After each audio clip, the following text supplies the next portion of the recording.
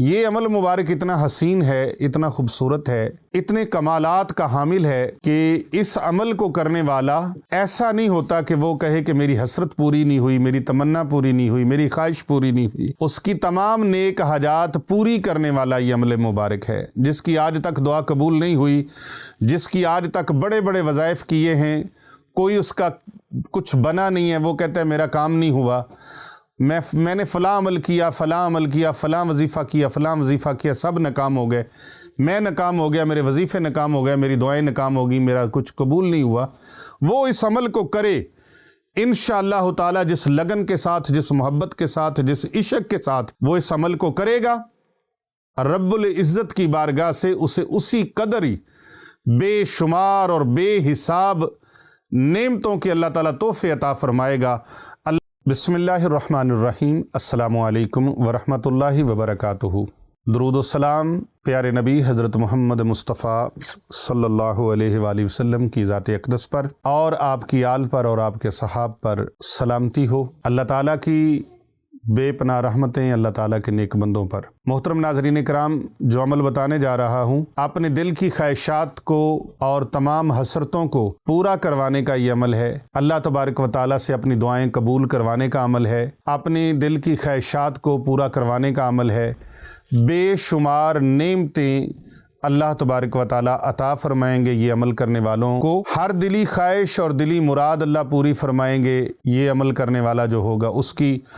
اور ہر طرح سے اللہ تبارک و تعالیٰ اس کو خیر، برکت اور بلائیاں عطا فرمائیں گے۔ یہ عمل مبارک اتنا حسین ہے، اتنا خوبصورت ہے، اتنے کمالات کا حامل ہے کہ اس عمل کو کرنے والا ایسا نہیں ہوتا کہ وہ کہے کہ میری حسرت پوری نہیں ہوئی، میری تمنا پوری نہیں ہوئی، میری خواہش پوری نہیں ہوئی۔ اس کی تمام نیک حاجات پوری کرنے والا یہ عمل مبارک ہے، جس کی آج تک دعا قبول نہیں ہوئی،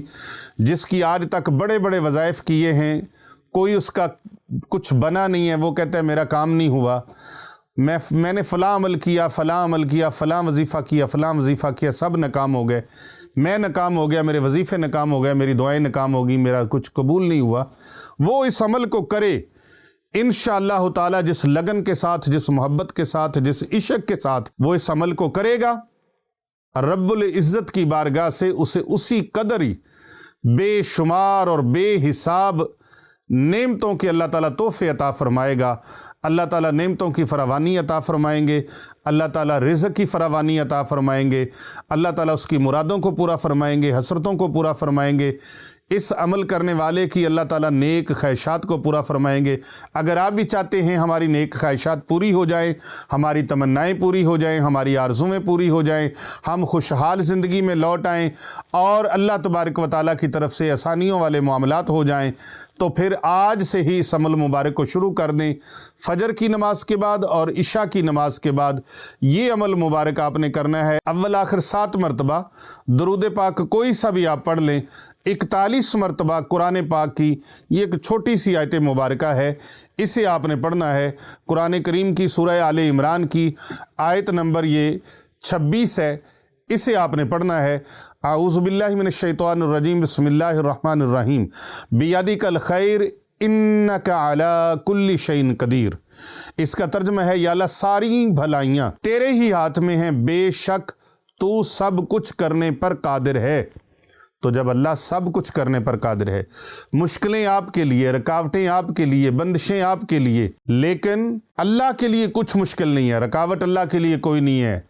اللہ تبارک و تعالیٰ کے لیے کسی قسم کی کوئی بندش نہیں ہے۔ وہ جو چاہے، جب چاہے، جس وقت چاہے اور جتنا چاہے اور جس کو چاہے وہ عطا فرمانے پر قادر ہے۔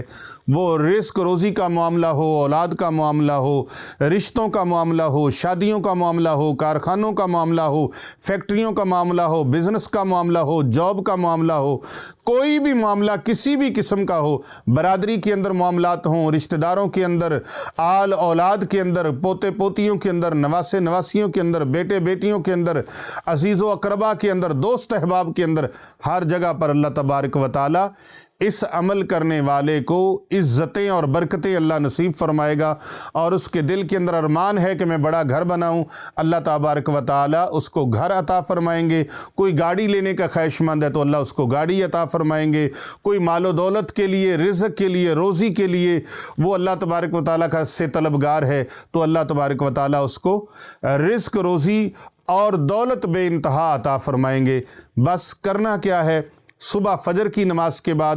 اور عشاء کی نماز کے بعد یکسوئی کے ساتھ کامل خشوع و خضوع کے ساتھ آپ نے بیٹھے رہنا ہے قبلہ رو ہو کر، اور اول آخر 7 مرتبہ درود پاک، 41 مرتبہ سورہ آل عمران قرآن پاک کی یہ چھوٹی سی آیت مبارکہ، بیدک الخیر انک علی کل شیء قدیر، اس کو ورد زباں آپ کر لیں، آپ کے سارے کام اللہ کی طرف سے ہو جائیں گے۔